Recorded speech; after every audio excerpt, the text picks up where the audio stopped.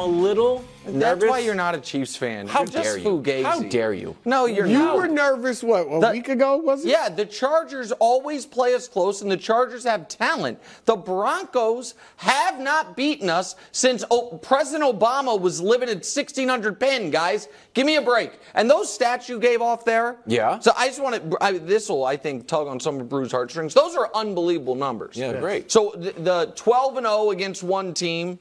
Second place is Roger Staubach against the Giants. Mahomes is in first. The 16-0 in a division. Second place is Joe Montana against the NFC West. The 25-0 against teams more than a game under 500, which means he's never lost to an established bad team. He's lost to a team that early in the season. Yeah, early in the season. Second best is Brady, who won 88% of his games like that. Mahomes at 100. So listen, no, the Broncos have no chance. And the Chiefs are going to look as vanilla offensively as one can imagine. And there is, if you guys don't. Why? Because teams have access to film. And because Andy Reid knows they can't lose to this team. After their last Broncos game, where you guys went we went 1 for 5 in the red zone, and Harrison Butker was responsible for most of the points. In the press conference, he's like, this wasn't good enough. We need to be better. Who said it wasn't good enough? Andy Reid. Yes, of course, because he wants them to be able to score with the bad plays.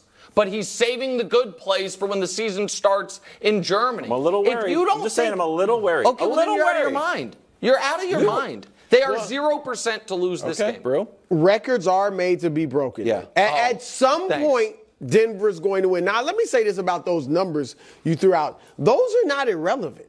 That is all GOAT fodder for when it gets to be a discussion with him and Tom Brady. That is all fodder for his case. Can I give you my favorite Mahomes stat that no one talks about? It's 2 games his whole career he's lost by more than 1 score. That's a good stat. 2 games his whole career. He started his game with 50 straight, then lost 2 in 3 weeks, and now he's on 34 Won the straight. Super Bowl or? What? Yeah, 1 was the Super Bowl, Wildes. 1 was the Super Bowl. Go ahead. 2. What? Tom Brady. Okay. Let's chill out on the GOAT stuff. See, there we go. Here's my favorite stat. Tom Brady rolled us. See? I just bait the hook for anybody that's everyone knows might actually be a Chiefs fan. And then everyone knows I'm a Patriots guy. Do not sound like a Chiefs fan. Yeah, I'm both. You can't be both. Oh, you can't have 2 kids and love them equally? You can't have 2 wives. That is not your kids. But go ahead, Bruce. Look, sorry. Nick, I'm with you. I think Kansas City's going to win. Strange things happen sometimes.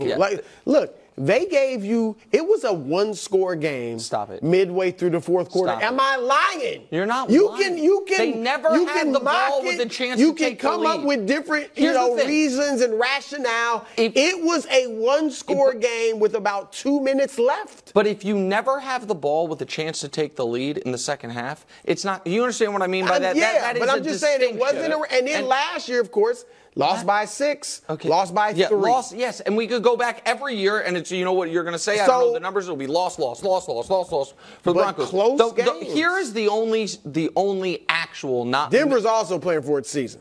No, the season's over. But they don't know that. They do know that. They're having a fire sale. They're doing everything. Russ doesn't know that. Russ does know it. Everyone is talking about them. Well, so here's the most interesting part. The only actual intrigue of this game is this Russell Wilson's last start as a Bronco.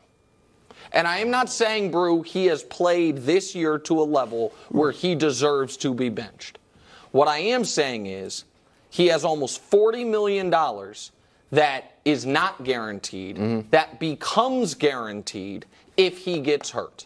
And if Sean Payton has already made the decision that next year he is not going to be my quarterback, if they lose this game and they're done, it makes no sense for them to play. Who's going to be their quarterback? I would think the guy he gave their 7th highest paid offensive player, Jared Stidham. So then Stidham starts next year. They'll draft. No, I'm talking about for the rest of this year. They'd be drafting. I would think, and I don't know this, I would think ownership would be like, no, play Russell Wilson. Ownership gave Sean Payton all the power when they gave him all the money. Look, Sean's making a lot of money for a coach. Russ making a lot of money for a player. I mean, really, if you talk about them cutting Russ, I'm not saying they're getting rid of Sean Payton, but if they cut Russ or if they got rid of Sean Payton, it'd be about the same amount of money. that they'd be on the hook for. So the money, who knows how they'll view that. But I'm just saying, Russ, the chance, I get he's 34 years old, soon to be 35, I believe, next month. But he's only missed like 5 games in his entire career. You don't think he's been durable? I don't think if I'm paying a guy that much, I'm going to have him out there playing. But I'm just telling you, if they have decided he's not going to be our quarterback next year, it is such a massive risk to let almost another $40 million become guaranteed because he can't pass his physical. And they have a bye after this week. Yeah. I just think it is. Do you not think it's on the board that this is his last start as a Bronco? I don't think it's on the board, personally. Maybe. I think it's on the board. Strong maybe. Well, it's time now for the segment that is so hot. My grandmother rubs it on her aching joints and says, "Ooh, that hits the spot." It's upset alert.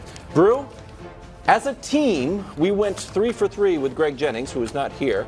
But as a team, we went 3 for 3, so everybody wins. You are still hot on upset alert. What do you have I don't for us get this as week? excited about the little wins. I mean, I'm winning a lot. I know. Days. I'm rooting for you. I'm rooting for the segment. I got a big one, Brew though. is not rooting for you. I got a big one.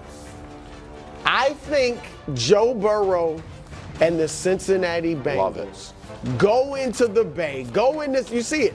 All right, it's not up there yet, but here it is. Who they will own the Bay. Wow. I think they go into San Francisco with the Niners desperate for a win, and they come out victorious. We talked about it. They are the more desperate team. Joe Burrow's feeling is best than he has all season. And you mentioned it. Kirk Cousins almost threw for 400 yards against him without his number 1 receiver. Cincinnati coming off the bye week with all that talent, all those receivers, and obviously Joe Burrow. I think they know too, Nick, with their upcoming schedule, they cannot give away any. This is not a giveaway, but they need to win as many games as they can, especially ones where the starting quarterback may be out. So, and I think, look, I don't think Darnold will be horrible, but even back at USC, when he played well enough to be the 3rd pick in the draft, he would throw the reckless interception, decision making. And he might play well, but 1 or 2 bad decisions cost them. I think Cincinnati. Can I ask a question on behalf of our favorite podcaster? If the Niners lose and it's their 3rd straight loss, are you going to have some smoke for them? Are you going to bring that same energy? Or are you going to continue holding them to a different standard? I'm just curious. 3 straight losses. Are they going to do it? When's the last time their owner? Oh my God! Went on the radio and predicted. I don't know. One of their old owners, I think, got RICO charges 30 years ago. They got different things going on. Now, they'll get a little heat, but look, they're missing their starting quarterback. If Dallas loses and Dak's out, I'm going to take it easy a little bit. Ooh, hot! Oh my gosh! Ooh. It's time now. You got something? Yeah. Do I? Okay. Of course. Why do you think they call me a Puxatawny Phil of football? Because I live in a log and I'm covered with fur? It's just a coincidence. It's because I can see the future, like last week when I predicted Patriots over Bills straight up. And guess what? Ooh, I'm going back to the well. Patriots over Dolphins. Oh, no. Wild.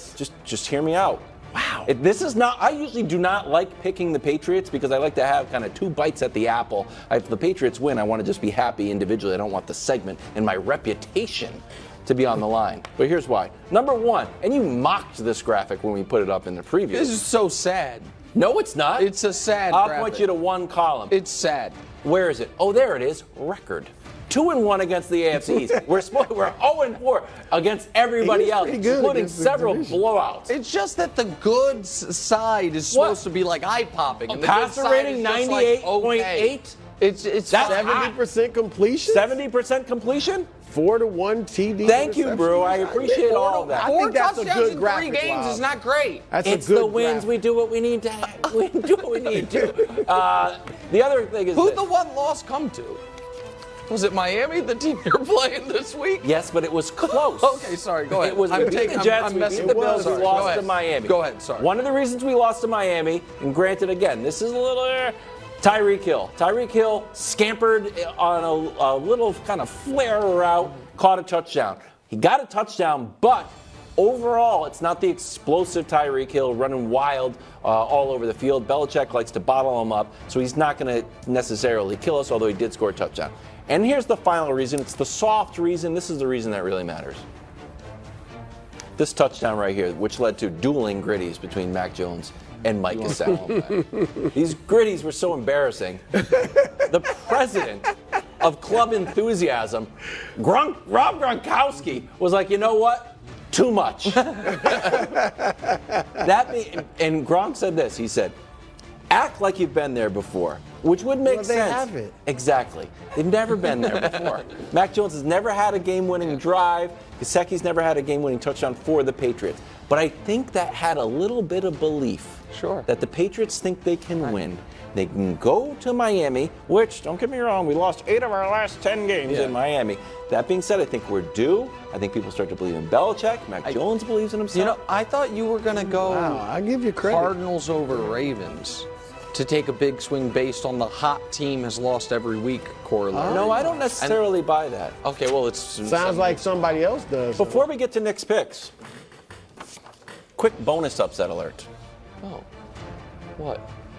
Steelers over Jacksonville. Don't talk trash about the terrible talent. Okay, all right. That's a little insurance hey, policy. You're Put that on the internet. Nick's picks time. Nick's picks. You're supposed to do an intro. You forgot. Well, I gave so you here's a the deal. Free pick. Brew mocked me. He's like, Nick's picks I suck. believe in you. He doesn't know I believe in you. Everybody knows that the season doesn't start till pick 21. First 20, that's the pick preseason. I actually All gave us you an extra handicappers know victory. it. So how have we done since the? Oh my God, we are red hot. We haven't lost a pick in days, including the one I gave out last night, plus 9.5. Never a doubt, thanks to Baker Mayfield's grit and toughness. So let's have a 3-0 weekend. Let's you know how we're starting? Right. But anti-Kevin Wildes pick, Jags minus 2.5. Oh no! How about this? This is the last chance you have to bet the Jags before the market catches up and recognizes this team's awesome. This has 20-17 win written all over it. Do you realize that the Jacksonville Jaguars have won 8 consecutive games outside of Jacksonville? They're going to be 6-2 going into the bye with only 2 games left against teams above 500. I like the Steelers. I don't love the Steelers. This is a 3-point Jags win. Lay the 2.5. Next, Falcons minus 2.5. So listen, kids, have you seen Malik Willis play quarterback? I know you have, and I know you're like, he's not a quarterback. Well, riddle me this. So why was he starting last week? The answer is because the Titans have seen Will Levis play quarterback, and they're like, somehow Malik's better than him. Well, guess who's playing quarterback for them this week? Both of them. And the Falcons' defense has been excellent. The Titans, meanwhile, all their good players are like, am I getting traded? Don't want to get hurt. Maybe I'll be able to get up out of here if I don't get hurt. So they're going to be at half speed.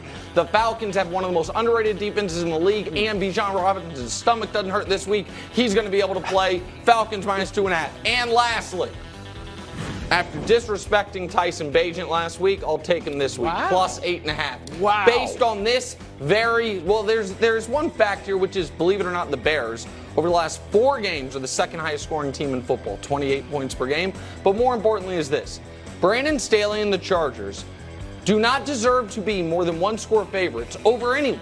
They're 8.5-point favorites. It's an island night game. Those have been low-scoring, close games. We'll take the Bears plus 8.5. Okay. That's how you get to 3-0. Lay 2.5 with the Prince. Fade the Levis-Willis quarterback combo and grab the 8.5 with Chicago. We already gave you Thursday Night Football. I absolutely hate that Jacksonville in Pittsburgh pick. You were talking about Mike Tomlin as a home underdog. Yeah, I understand. And you loved him. I do love him. Not against the Prince. Somebody's going to be very wrong. Thanks for watching. Subscribe here to get more from the show and to check out clips from other shows on FS1.